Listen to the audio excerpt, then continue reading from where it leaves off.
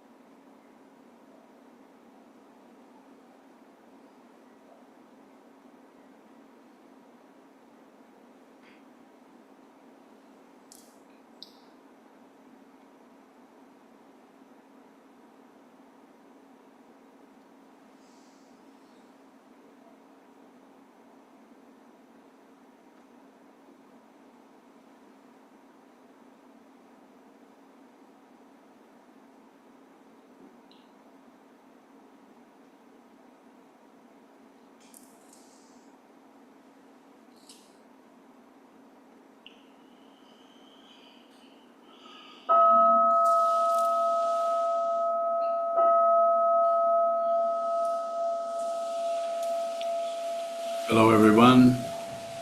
Those of you in the Zendo, please come and sit on the altar. Those of you on Zoom, please turn toward your computer screen, and thank you. And thank you all for participating in this community. Not only participating by practicing with us and studying with this community, but also by supporting us financially, which many of you do. As you are able, please continue to help us if you can. We don't provide we don't have a car rental or anything that we make money with, do we? No. Not yet. So we need help, huh? Not yet. Not yet. You might have to try that. So thank you. I don't, even though I see people here that have helped in this direction, I'm probably not going to thank you individually on this, but on Zoom, but I know about it and I appreciate it very much, your help for us. So thank you, thank you, thank you. This evening's Dharma talk is titled Seek nothing. Seek Nothing. I've probably given this talk, as I've given every talk over and over again. This is another title, but it's basically about,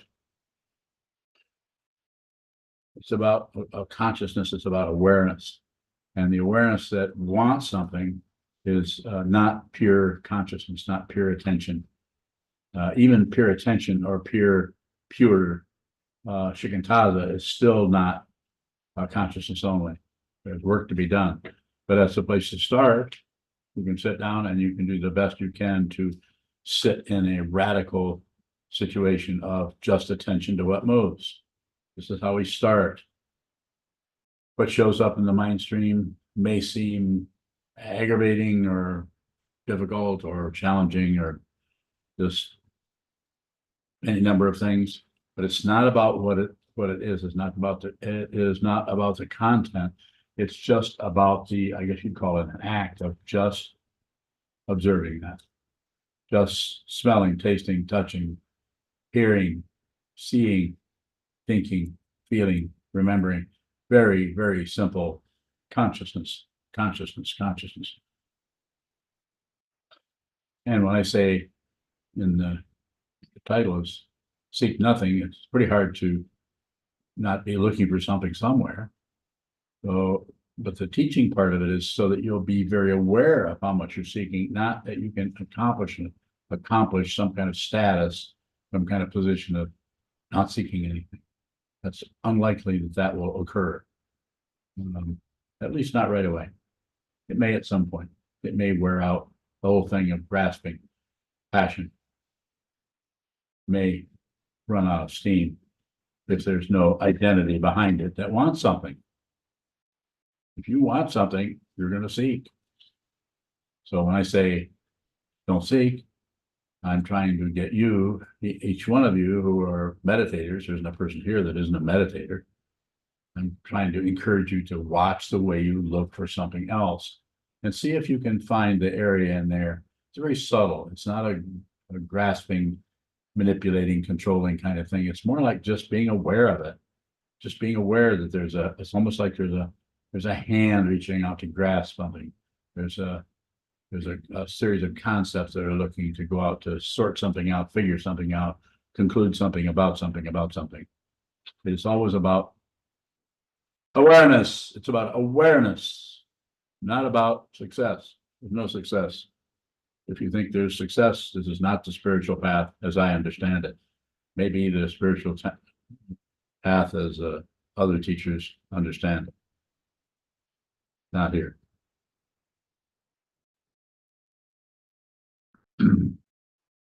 So also, use another word that I mentioned quite a bit is don't maintain anything. If you see that you're in a state of, or in a consciousness that just seems to be just receiving, just watching the emotions, the feelings, the thoughts coming and going without much being added or subtracted or divided, then don't maintain that. What you can do, if you have an understanding of what that is, that goes beyond the concepts about it, I have to say it that way, you could return to that. you could see that you could sit down and just return to this. It's just like returning to the Buddha. Return, always Buddha. There isn't anything but Buddha. How else are we going to describe it? How else is anyone who sees what this is going to describe it in a way that is not going to mislead you, but is not going to pretend to do it for you, and will possibly be encouraging to you? And that encouragement can show up lots of different ways. If you're really close to the teacher, you may get this over your head. Maybe not literally, I'm probably not going to strike someone, but I may strike you in other ways. It's been happening a lot in the last few years. I don't decide on that. I don't make decisions. If you think you make decisions, look closely. Look closely and see if there's someone there making a decision. There are decisions being made, but they aren't coming out of a person. There is no such thing. This is an illusion that you or me or any of us will struggle with and torture ourselves and torture others and make life a veritable whirlwind of passion, aggression, ignorance. Most of the world is doing this. As I say, just about every talk that I give, I say most of the world is fighting or agreeing or ignoring passion, aggression, and ignorance. You don't have to do any of that. But you may have to watch yourself have kind of a knee-jerk reaction to push, a knee-jerk to pull or shut down. Kind of a compulsive situation. You may have to watch the compulsiveness for quite a while without trying to stop it. So when I say don't seek, I know you can't stop that. But I'm not saying you should get to some kind of state of mind where, no more seeking. I've suddenly attained the no seeking mind that Sokuzan was pointing at. That's not what I was pointing at. I'm pointing at seeking. Rather than saying observe seeking, I suppose I could say that, but it seems to work better if I say don't seek. And then if you sit down, you might say to yourself, am I seeking? Is there a seeking going on here? Or is there just receiving whatever shows up, whether it's blue or violet or sharp around the edges or dull in center? Receive this insane mandala, this crazy otherness that is so damn convincing. It's so convincing. Most people are operating of belief in this and that, right and wrong, up and down, back and forth, life and death. You don't have to do that. If you want to, then continue to do that. Eric. Yes.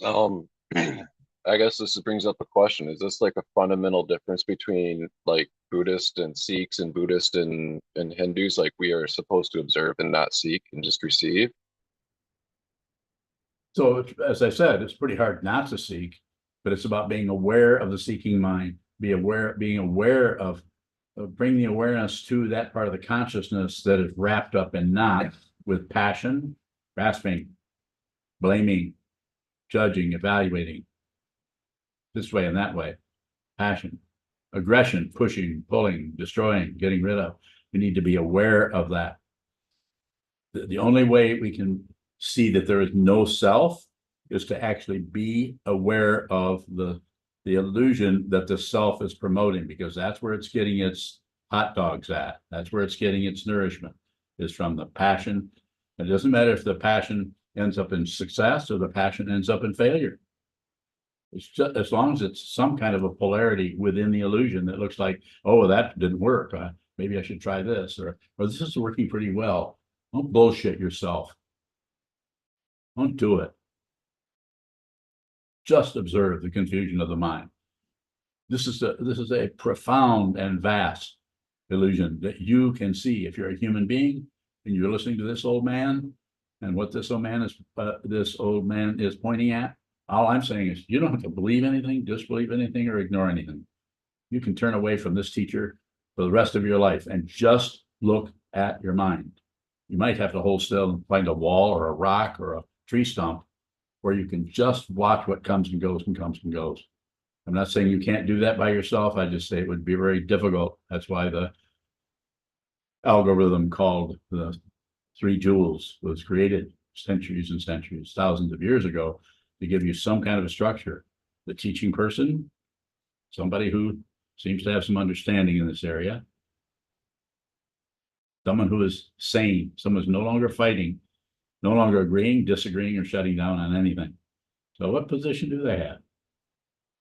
Do they have a position? And if there is a position, is there someone who has the position? And if there's no position, is there no one that has a position? Is that still a position? A positionless position? Look closely at these concepts. Don't take anything for granted. Don't believe a word I say. Consider what I'm saying, but take it to the wall, take it to the cushion. Take it into your own bedroom or your own meditation room or your own backyard, your back porch, or wherever you sit, either with a community or by yourself, however you happen to do that. And just observe this. Not easy, not easy, not easy. Eric, more? I have more. I'm trying to figure out how to ask the breakdown of concept, like what happens and how to observe things as the concepts break down. So I'm still trying to figure that question out. Well, that's good. I can say a little bit more about it as you begin to see how that works, you will feel like you know less, you understand less. This is entering the spiritual path. Is the kind of knowledge that is showing up is not relative. It has a relative area to it that's very powerful. And some teachers are able to make use of that in such a way that they might as well be waving a magic wand in your mind stream to show you what this is conceptually. But the fundamental insight and understanding goes beyond the concepts, and the ego completely, if there is such a thing as the illusion of an ego, it starts to starve to death there because it can't get any support.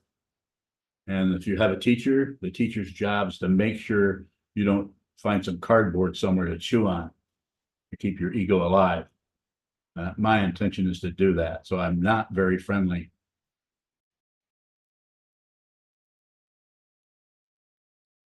It's a spiritual friend, a companion in the virtue, as is traditionally talked about, not someone who buys into your self-deception.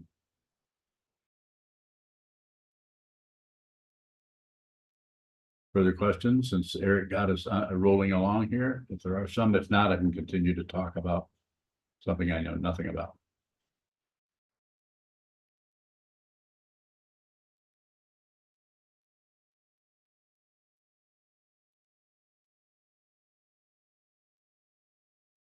Yes. You're bowing. If there is no self, then how can there be self-deception?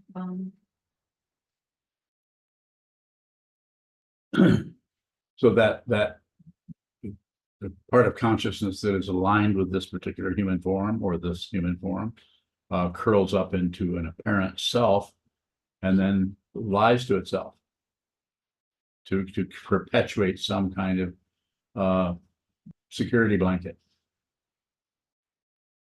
If that begins to say the truth, then the consciousness starts to talk to consciousness instead of the illusion talking to the illusion. And that's complete silence. Go ahead. You're bowing. What would be the truth that the true self would say to this self? It would not be language or words. It's just, nothing happens. There's nothing, there's no transaction. It's just, you just see it. You no longer are blind to what this is. You see it. You see it out of your heart. You see it out of your elbow.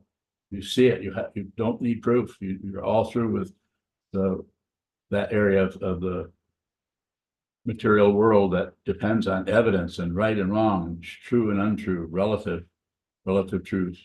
You can't even talk about ultimate truth. If you talk about it, it's not ultimate truth. It's maybe a highfalutin form of relative truth.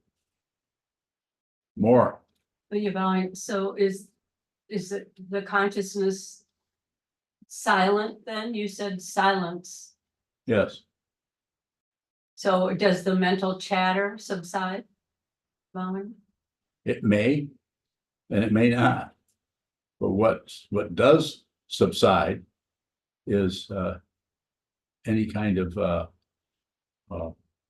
agreeing or disagreeing or shutting down. It's just observing. It's just you're just watching the illusion.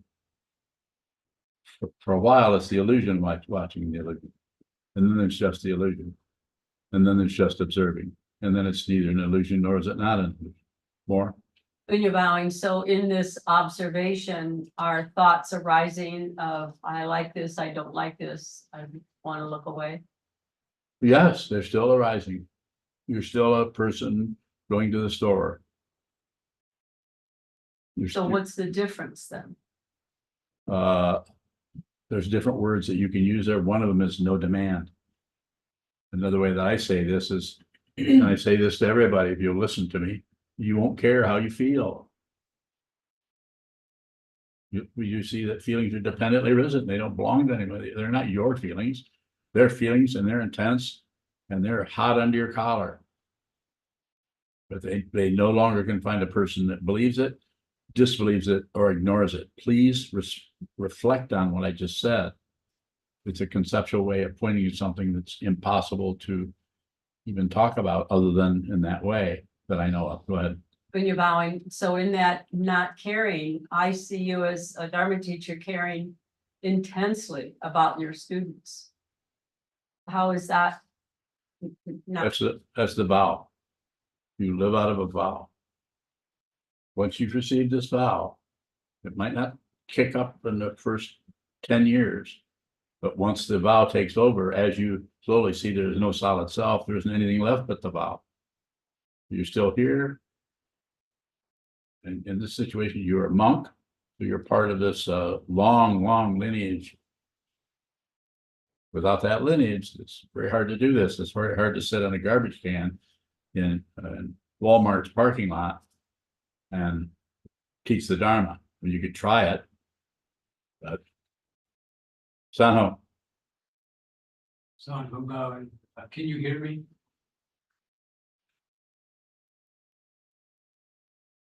Walk straight ahead, you're fine. That's a good spot.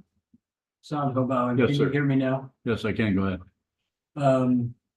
For those of us who have not yet been fortunate enough to have a robe, how do we prioritize the vow?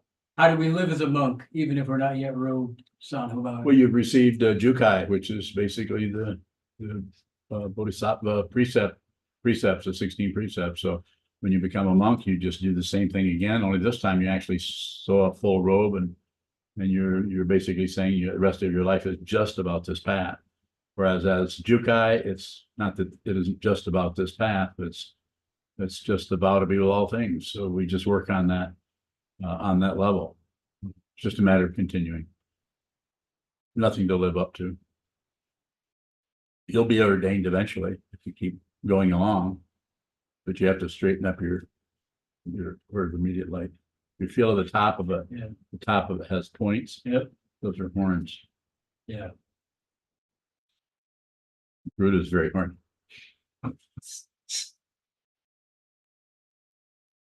Still smiling, so is there another question? Sound Hobowen. Well, I was smiling for a couple of reasons, but I need to be an attorney, but in service of the Dharma. So you need to be an attorney. I'm not wouldn't take that away from you. There's No. all kinds of people that are counselors and acupuncturists. It's just forklift driver.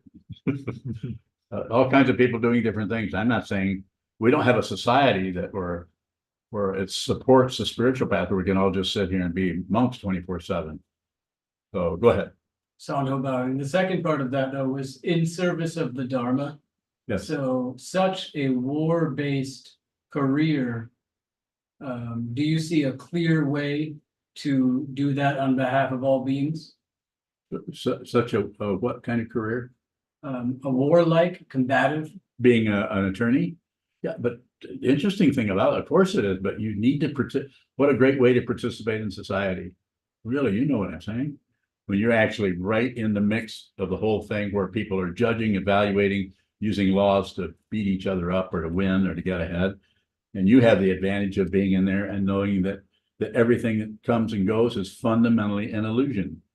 So you're who better to deal with that illusion than someone who is on the path, someone who's a monk, someone who gives everything the benefit of the doubt, no matter how firm and solid it looks, or is backed up by whatever laws.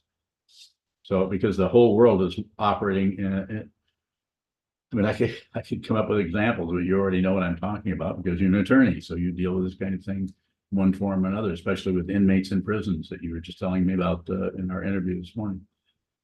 So we just do the best we can with it. There's no way to make any mistakes. There's no way to do anything wrong. It's just but it needs to come out of the awareness if possible. And so the more you can do sitting meditation, and I know you sit quite a number of hours every week. So I'd say continue to do that. I don't see any issue at all, any problem, other than at some point you'll be ordained. Anything else? Sound Hobauer. I put a gift for Undo in my cubby, and I just thought I would tell her that because I don't know if I'll see her later. Was that because she had a birthday? She's gonna be 78, is it? Or what is it? Happy birthday to you. Nobody else can sing, just me. Happy birthday. No, you better help. To you. Happy birthday, dear. Undo. Happy birthday. Happy birthday. He's very embarrassed now. Yes, so. Yes, so there's some gold bullion in your cubby. Good for you. Other questions? Sano, anything? Other questions? Yes. Yes, sir. Yoke bowing question from Spool String in the UK. Is awareness separate from time and space? Bowing. So I would say, let's say it this way, consciousness doesn't have an existence. So therefore, something that shows up in time and space is part of the illusion. It's just something that consciousness is doing. It's like as if consciousness said, I think I'm just going to be space. Or I think I'm going to fill up the space with asteroids. That gets kind of boring. So go around a few million years, and the next thing we know, there are parameciums and amoebas. You see what I'm saying? I mean, consciousness is doing all kinds of crazy things. They come up with all these insane human beings that are trying to kill each other. Isn't it interesting that humans can be so extremely intelligent on one level and then just totally insane on another, where they can actually kill their own kind? Why would human beings kill each other?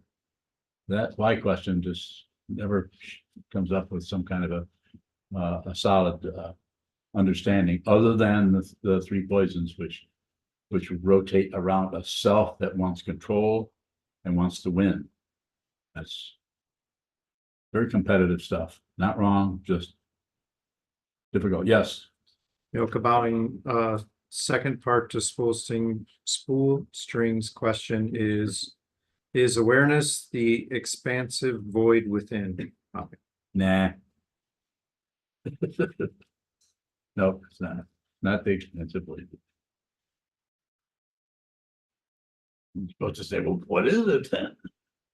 And I would say, what? Find out. Don't believe that. You're not going to believe me anyway. If people believe me, then I could just tell you. You wouldn't have to do anything. You could say, there's something called certain kinds of religions do that. Just believe what they say, and you don't have to do anything else. Just put everything. You don't have to do anything at all. Just do it their way. That's probably as valid a way as any to go in circles. Further questions? Eric, you have another one? Or this is the one you were trying to...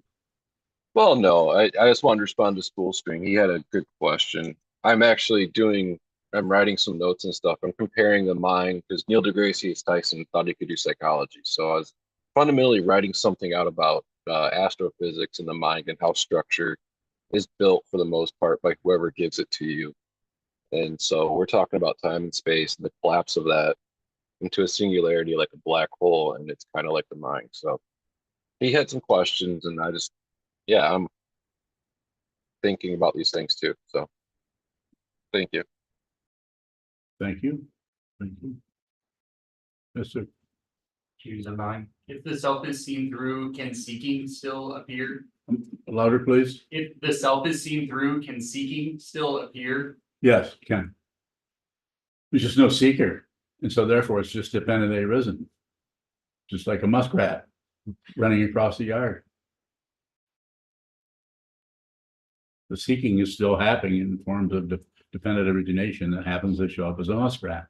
But it also can happen as a human being with incredibly powerful intelligence that also can seek something in such a way that is completely penetrating, insightful, and goes right conceptually to the bottom of what this is. But there's no ego.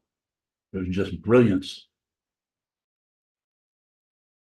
It's called prajna. It's called wisdom. And it's without a goal.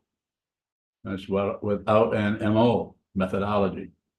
There's no structure to it. It just sees it. You could say that that is a kind of seeking that just goes to it. It sees because there's still a human form.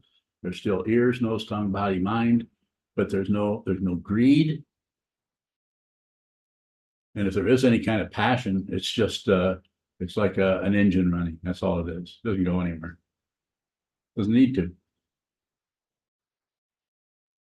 The heart just pumps. Doesn't do anything, just pumps. More? Choose a mind. How does the seeker disappear if the seeking is continuous? Because the seeker itself was an illusion. But the seeker was, the identity was an illusion. But you have to look, when I say don't seek, I know you can't help it. But if I say don't do that, then the idea with that particular teaching is to help you see how much you keep looking for something. It's not the idea that just, and you do obey Sokuzan and never seek again. You're not going to be able to stop this. Some people are so wound up in their self-centeredness that they may have to flip around and throw sparks everywhere for years. We all know somebody that does that, probably. I know a few. I'm one of them. I'm doing it on your behalf. Does that validate me or give me the right to be mean to people or abuse people? No, it doesn't. But this is a difficult path. And the mind stream of the ego center, the ego activity in the consciousness is deeply anchored in passion, aggression, ignorance, and is run by hope and fear. Hope for something better. Hope. First noble truth. Second noble truth. Life is suffering. Why? Hoping for something better. Or fearing of something worse. If that runs you, hope and fear is running you, then passion, aggression, and ignorance can get a foothold in there, and they can create the apparent solidity of that illusion we call a self or an ego. Someone here? Either that or someone's making coffee. Check. You're gonna get a cup of coffee? It's gonna just see what the noise is about. Muskrat. In the kitchen? No, it's the alligators in the kitchen, the muskrats out in the garden. Sano's listening to that muskrat right now. With his super ears. Is there another question in any direction at all? Yes, Bowing, you call this a difficult path? Your teacher has called this the hard way. yes. What is difficult about this? Because to make the transition from the gaining idea, the spiritual materialism that we're all swamped by the first few years we practice this, we keep thinking that if we just do this, we'll start to feel better, get better, we'll improve. There'll be less this, less that, more of that, more. And there are teachers who teach that way. Quite a number of them. I'm not against that. I would say if you can find a teacher that can teach you in that way, go talk to them. If you're already a student of mine and you're in this room, you might want to talk to me first. Get my permission. I will grant you permission to leave and go another way. I've done it before. I will not argue with you about it. I don't want to get in the way of what you need to see. What you might need to see might not be something that I'm endeavoring to point out. You might need to see this other crap for a while. Or you might be able to see the brilliant sunshine of realization coming from another teacher. I don't know. Possible. Anything is possible. Yes. Oh, divine. So then you're talking about difficulty being. What you were just saying just now, I lost it. Making the transition from a gaining idea to Yes. what? Very good. Thank you for helping me with that. Making the transition from the constant looking for proof or for success or looking to get your negativity coming, go, here I go again. And this negativity is never going to go away. And constantly reifying that whole craziness of the mind rather than just seeing what it is. So eventually you make a transition, and this is my way of saying it, over from believing your thoughts and ideas and your emotions over to consciousness only. It's like your allegiance shifts from just thinking, producing, spitting out words and concepts and ideas and judgments towards other people. Somebody does this, and you say that. Somebody else does this, and then you say this. Or maybe you don't say anything. Maybe you just think it, or maybe you just brood about it, or get irritated about what other people are doing and what they're saying.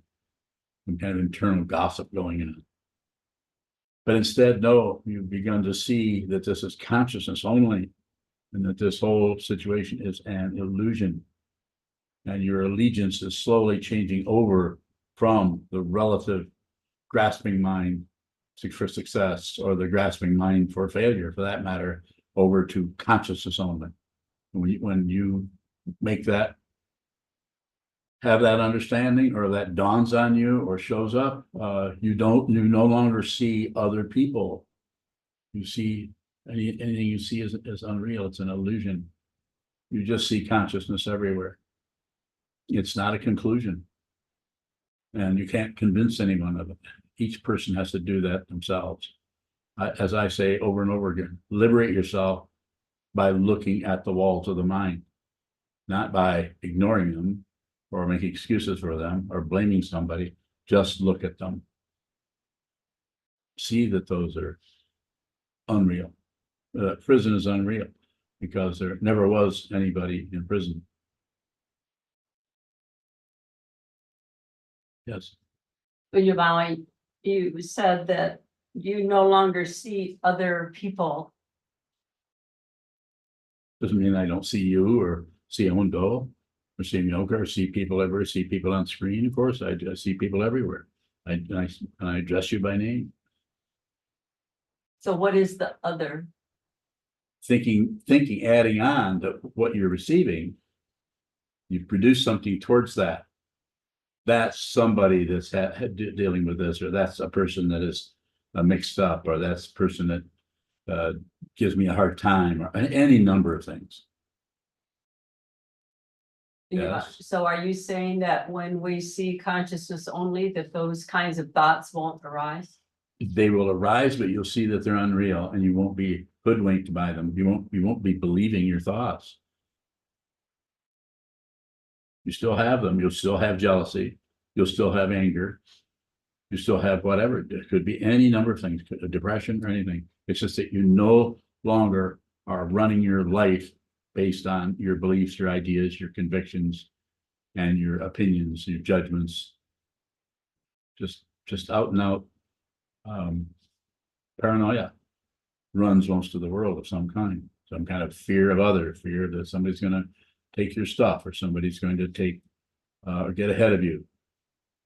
Other. Go ahead. But our whole political system is based on that. We're inundated every day, But we're not, over and over. but that's the avalanche. I point towards that as an avalanche. You can't, it's not that you shouldn't vote, you can participate in the avalanche.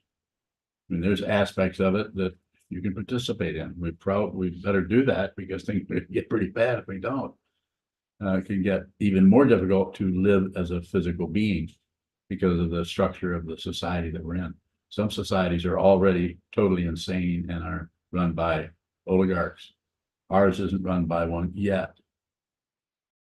But it could happen. But this monastery might be outlawed. They might not know what it is. What we're doing here might not be, they might come in and take one look over here at this protector shrine with the Dorje Bernagshin with a demon on it. Might take a look at that and say, these people are worshiping demons.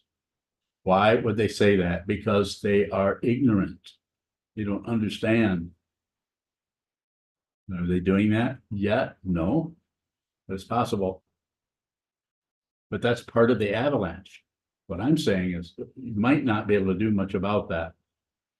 Other than perhaps vote. That might help, but you could train your own mind so that you don't have, so you aren't operating out of open fear. That you can have some kind of basic humanity, basic understanding of the plight of all human beings, not only the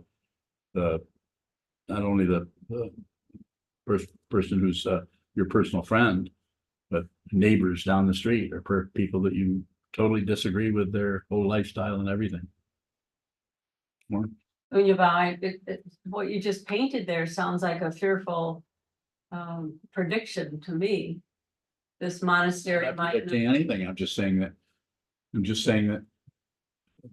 people project onto others. We just like we project onto others. We project onto. I could list 10 organizations, and we all would have our ideas, our preconceptions about what those organizations were, and some may be fairly accurate, and some may be misplaced or misunderstood. So if we don't believe our thoughts or our opinions, our judgments, is that what you mean by living in an open dimension then? I do. You don't have to have a position on anything. If you actually are practicing what the Buddha pointed out, as I understand it, you don't believe anything. You don't believe Buddhism. You don't disbelieve Buddhism. Buddhism, the teaching of the Buddha is just an understanding using concepts to understand what this is. This is unreal. It is an illusion. Doesn't mean that it's not solid. That's the very thing that makes it an illusion. This is so convincing. More questions? Thank you. Please don't hesitate. If you have questions, you have a few minutes left. Let's go there. Yes, Yoka bowing, does seeking begin with belief? pardon me? Does seeking begin with You belief? could, believing that there's something that you Bowing. need to do, or you need to get to, or excuse me. So to some extent that would be happening. But as I say, when I say don't believe, don't disbelieve, don't look away, you're probably going to do some of those. I certainly do all of those. But it's about being aware of those so that those don't get you by the lapels and drag you through the dirt of passion, aggression, ignorance, hope, and fear, right and wrong, up and down. Trying to get rid of your own suffering by blaming others for how you feel, because they said this, did that. Yes, sir. Yoka bowing, what gives you, the teacher, direction? Bowing. Or what looks, Yoka bowing, what looks like direction? Bowing. Just situations. And if you were to hang around me all day, you would have no idea how I come up with anything. Because I certainly don't. I do not keep a diary, nor do I read other people's diaries. Do you? No. You better not. You feel guilty? There's something you didn't do. Trying to, Yoka bowing, I was trying to think of the last time I saw a diary. I can't remember. Bowing. No, that's a diorama. That's a further? I'll stop joking with you if you have a further question. 玉红bowing.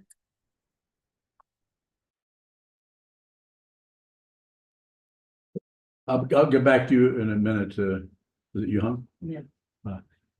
But go ahead. You have a question? Use unbind. How does that relative paranoia persist if other is seen through? How does the relative paranoia persist if others, what? Seen through? If others seen through? Because the landslide of dependent origination may be holding forth. That's why it's so difficult. Is because if there's still that, if you're still having emotions that are positive, negative, and neutral, and they're going along, you conceptually understand that there's no solid self in the skandhas, form, feeling, perception, concept, consciousness does not add up to a me or an I. That can be very powerful relative conceptual insight, but it will not deal with that area of the consciousness is if they're still grasping at a self based on a belief that something is true. So I'm not sure how close I got to responding to your question, other than saying it takes a lot of work, and and there's no, just because you see it conceptually. Conceptual, I'm speaking to you specifically because you have such an ability to see conceptually how things are. You get trapped by your concept because you're so clear about what you think about. Is that not true? You're going to shrug at that? Okay. I don't know what to do about that. I guess I'm confused. Can you help me out here? Conceptually. Okay. Well, we're on the same page then. Do you see a little bit what I'm saying? I think so. We get wound up in that that conceptual mind can go a long way, even though there's been a fundamental insight into the not insubstantial nature of a self. We actually begin to see that, but there's still a lot of landslide left. This has been sometimes, even though the egos come apart, there's still the shrapnel of ego. I don't remember who, some teacher said that. Pretty good. Everything blew apart, but there's chunks of yourself laying around that keeps yammering at you about, you don't need to take that off from her or him or shrapnel. Do you know who said that? No? You, the way you're smiling, I was thinking maybe you remembered, maybe you said it. Did you say that? Maybe. Did you say that?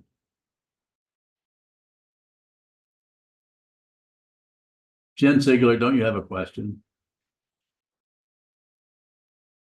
You come. I was gonna say Yuhong does 10 bowing. Yuhong, has she still got a question? I mean, nobody answered it, but I was talking to Yuhong. Yuhong, go ahead. Yuhong bowing. Thank you for helping her out, Jen.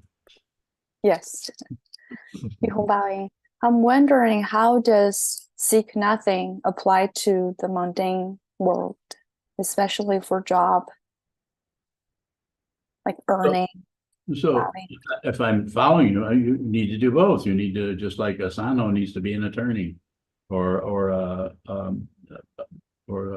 Noka needs to drive a forklift. I mean, we're still doing the job. We still need to wait. We still need to live as a living being and eat and sleep and so on. But at the same time, we also try to understand the nature of the mind, the nature of consciousness itself, rather than just be totally swamped by our emotions and our passion, aggression, and ignorance, and especially when it comes to blaming others for how we feel. Be responsible for your feelings. If you're having an emotion, it's your feeling, your emotion. I used to say, even 20 years ago, I think I was saying, nobody dumped a bucket of emotions in you. Is anybody around when I was saying that? You were here. Nobody's creating emotions in you. Those are yours. Be responsible for those. I have another way of saying that, but I would have to use an epithet and swear if I used it. I'm not going to do that because I don't want to cause Chisho to break into laughter. Yuhong bowing. Yes. Sometimes you always, sometimes you emphasize awareness. Actually, a lot of times. So I'm aware of, like, in a heated situation, I'm aware of my 3 poisons are rising, but still sometimes I need to make a decision. So how this decision can be made with some clarity. Go ahead and make it. Go ahead and decide. As you go along, eventually the decision part of the situation will not be an either or thing. When it's an either or, there's that tends to draw us into belief, disbelief, passion, aggression, ignorance, hope, and fear. But if you just see clearly, sometimes this is called patience. My way of teaching that is don't do anything unless you have to.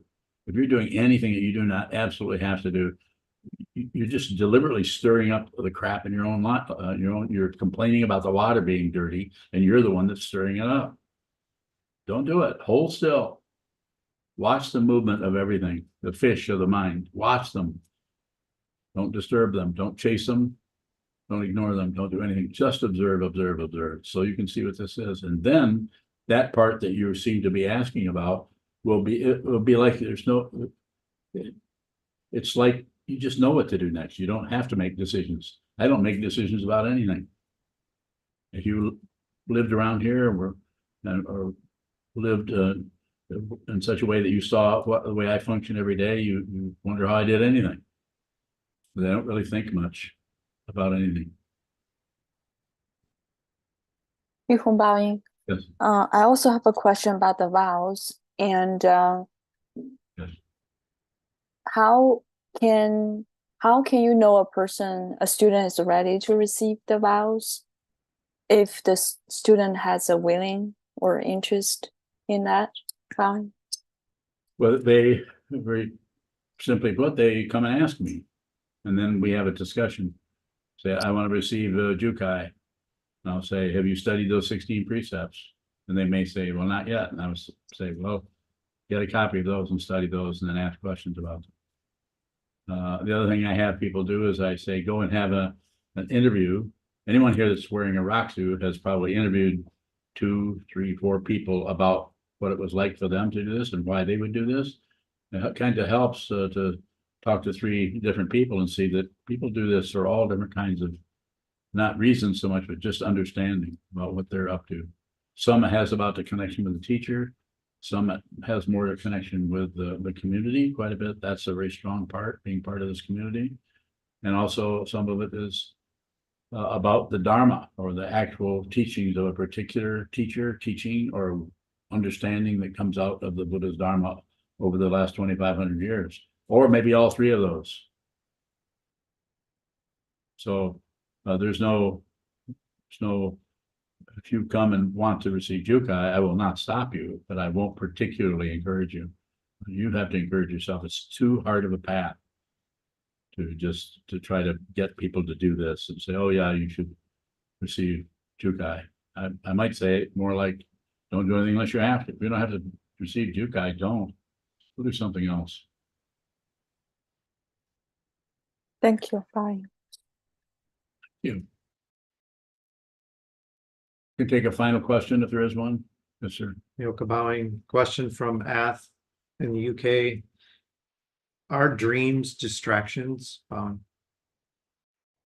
Are dreams distractions? Yes. If they distract you, if they don't distract you, then they're not distractions. I've had 4 or 5 dreams lately, and 2 were distractions. One was sort of distracting, and then the last 2 were distracting. I just made all that up. But it's Ath, right? Yes. He knew that. Was it a he or she?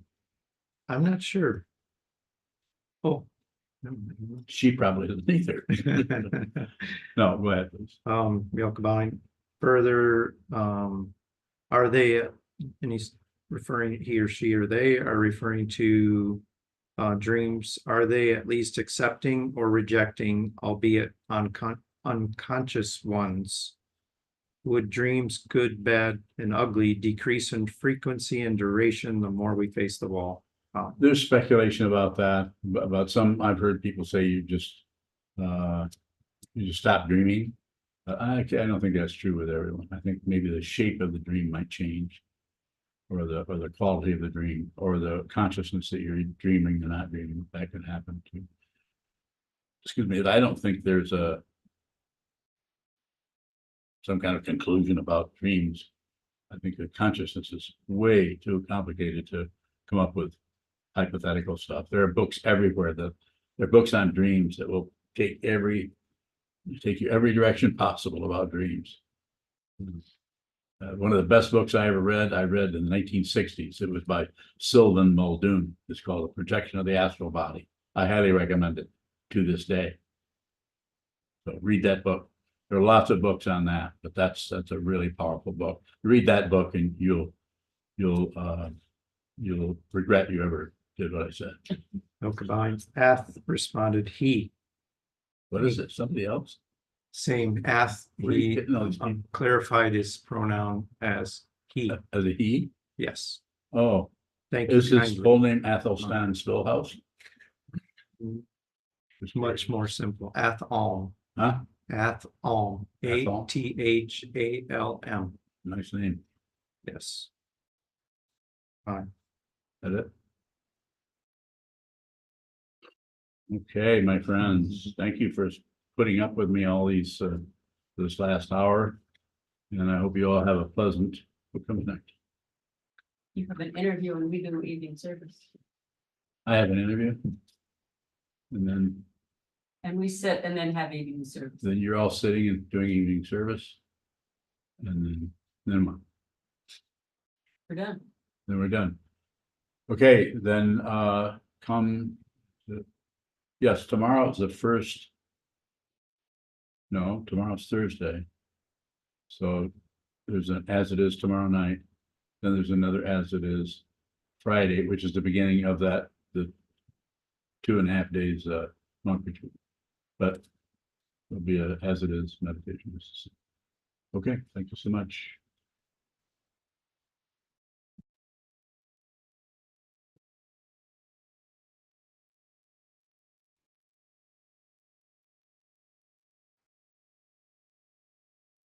Susan said happy birthday.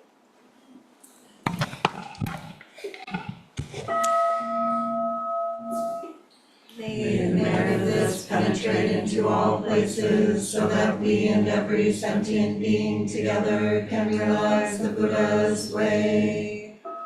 Ji-ho san chi shi gu, shi son gu sa mo ko sa, mo ko ja ho ro mi. The 10 directions, the 3 times, all Buddhas, all venerable ones, Bodhisattvas, Mahasattvas, the great Prajna Paramita,